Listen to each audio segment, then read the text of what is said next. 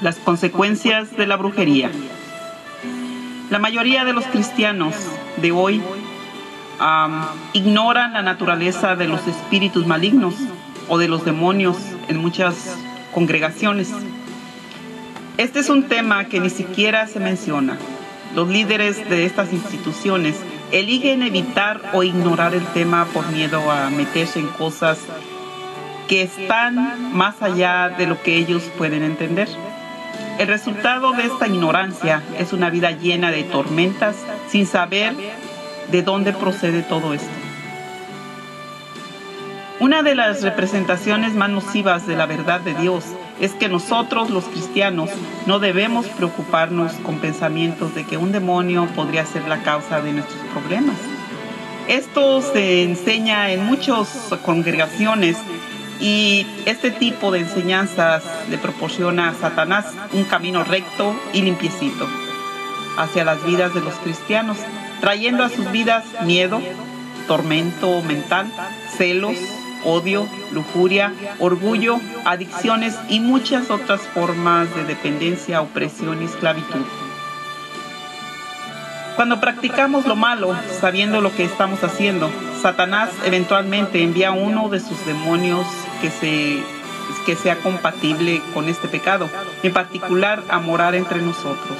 Y cada vez que nosotros cometemos el pecado, ese espíritu toma control de nuestras vidas y se va arraigando más y más. La personalidad del demonio se va familiarizando y mezclando más y más con la de sus víctimas, y entonces se necesita discernimiento espiritual para identificarlos.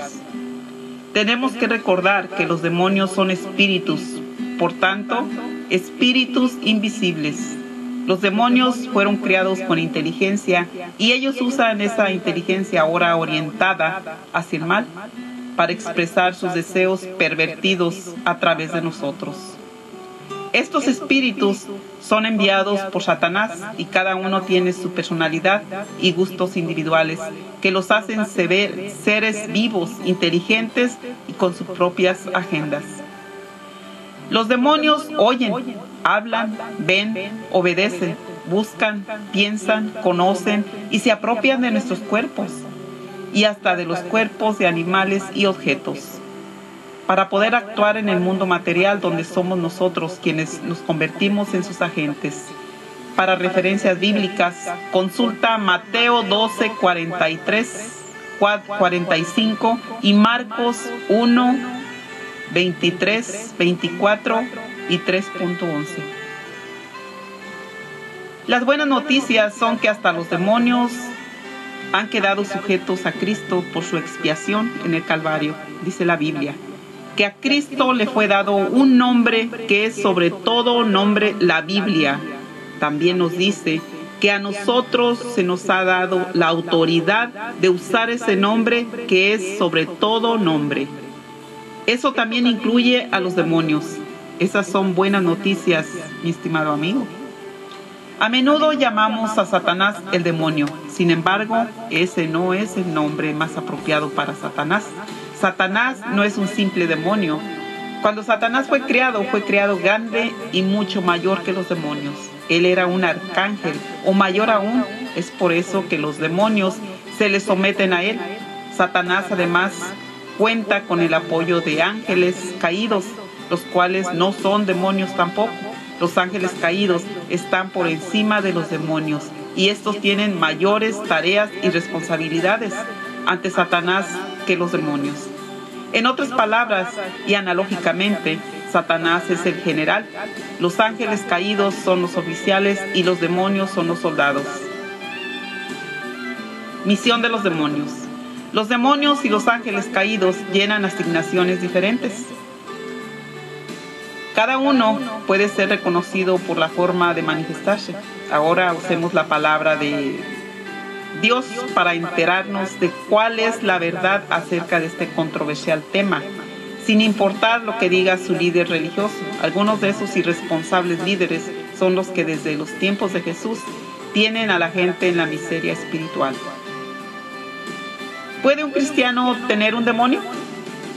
Una de las artimañas más sutiles de Satanás es causar división entre los cristianos, ya que así puede trabajar libremente en ambos lados de la pelea. Para responder esta pregunta, no vayamos muy lejos y usemos exclusivamente la Biblia. Para entender si un cristiano puede tener un demonio, tenemos que entender dos factores principales de los problemas de los cristianos. El primer problema es lo que Pablo llamó la carne, en Romanos 8.58. Porque los que viven conforme a la carne, de las cosas que son de la carne, se ocupan. Mas los que conforme al Espíritu, de las cosas del Espíritu, porque la intención de la carne es muerte, mas la intención del Espíritu es vida y paz. Por cuanto la intención de la carne es enemistad contra Dios, porque no se sujeta a la ley de Dios, ni tampoco puede. La carne es definida como la mente carnal, y se dice que está en enemistad con Dios. La mente carnal se encuentra en el espíritu del hombre. Después que un cristiano experimenta el nuevo nacimiento, él es una nueva criatura. Sin embargo, él aún tiene el problema de morar en el interior de un cuerpo, sin importar que ahora el Espíritu de Dios vive en él. Su mente aún no ha sido renovada por la palabra de Dios, así que, a no ser que él considere el hombre viejo como muerto cuando llega la tentación, él le falla a Dios y cede a los deseos de la carne. Para mantenerse caminando en el Espíritu, uno debe dedicar totalmente su vida a Dios y continuamente decidir por el camino de Dios. La carne y el resto del mundo están bajo el dominio de Satanás. Así que cuando pecamos, nos postramos ante un ataque del maligno de forma indirecta. ¿Acaso no saben ustedes que cuando se entregan a alguien para obedecerlo, son esclavos de aquel a quien obedecen? Claro que lo son, ya sea del pecado que lleva a la muerte o de la obediencia que lleva a la justicia. Romanos 6.16. La manera de deshacerse del mal en esas circunstancias es someterse al Señor y resistir a Satanás para que tenga que huir. Santiago 4.7. Nosotros tenemos que crucificar nuestra carne y escoger lo que el Espíritu nos dice que debemos hacer en cada circunstancia.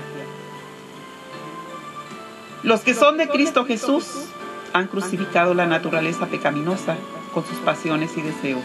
Gálatas 5.24.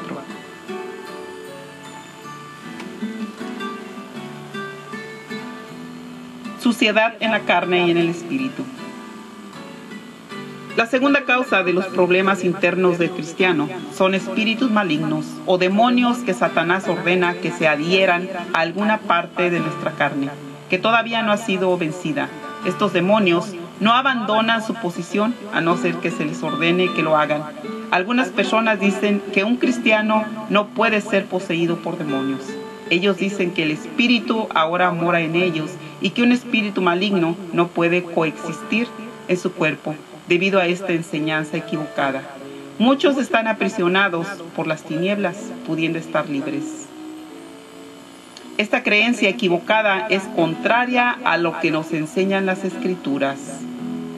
Segunda de Corintios 7.1 dice: como tenemos estas promesas, queridos hermanos, purifiquémonos de todo lo que contamine el cuerpo y el espíritu, para completar en el temor de Dios la obra de nuestra satisfacción.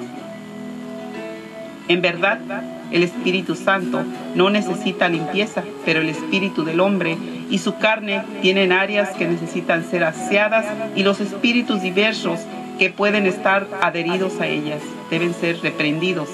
Jesús dijo que nuestras casas eran como casas que servían de moradas a los espíritus, y especificó que después de haberlas limpiado, si no continuábamos llenándolas del Espíritu de Dios, eventualmente un demonio podría regresar con refuerzos. Cuando un espíritu maligno sale de una persona, va por lugares áridos, buscando descanso sin encontrarlo. Entonces dice: volveré a la casa de donde salí. Cuando llega, la encuentra desocupada, barrida y arreglada. Luego va y trae a otros 7 espíritus más malvados que él y entran a vivir allí. Así que el estado postrero de aquella persona resulta peor que el primero. Mateo 12.43-45.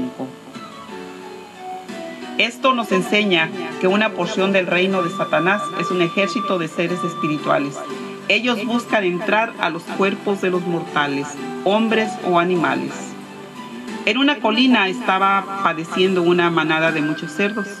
Los demonios le rogaron a Jesús: mándanos a los cerdos, déjanos entrar en ellos. Así que él les dio permiso. Cuando los espíritus malignos salieron del hombre, entraron a los cerdos, que eran unos 2000. Y la manada se precipitó al lago por el despeñadero y ahí se ahogaron. Marcos 5.12. Los demonios hacen el mal y la persona a quien posee paga por el delito. Algunas personas son responsables por el pecado que ellos permiten a los demonios hacer con su cuerpo, pero a veces el demonio va más allá de lo que la persona planificó. Y ahí están los millones de historias que dicen: yo solamente quería asustarla, nunca pensé que la mataría. Otros dicen: sentí una voz que me decía: mátalo, mátalo, mátalo. Y cuando vine a reaccionar, tenía una pistola humeante en las manos y mi hermano ya se ha muerto en el suelo. Yo no quise hacerlo, no quise hacerlo. Cadenas de iniquidad. Algunos niños nacen bajo maldiciones generacionales y tienen demonios preasignados que causan su comportamiento antisocial y errático. Los padres que ignoran esto casi matan a sus hijos a golpes. Estos niños se golpean las cabezas, lanzan gritos desesperados, se muerden su cuerpo o tienen pesadillas constantes. Esos niños tienen demonios y necesitan ser liberados mediante la oración. Alguien tiene que reprender esos demonios. En Marcos 9:20-21 tenemos un espeluznante ejemplo de esta cruda realidad. Así que se lo llevaron tan pronto como vio a Jesús. El espíritu sacudió de tal modo al muchacho que éste cayó al suelo y comenzó a revolcarse, echando espumarajos.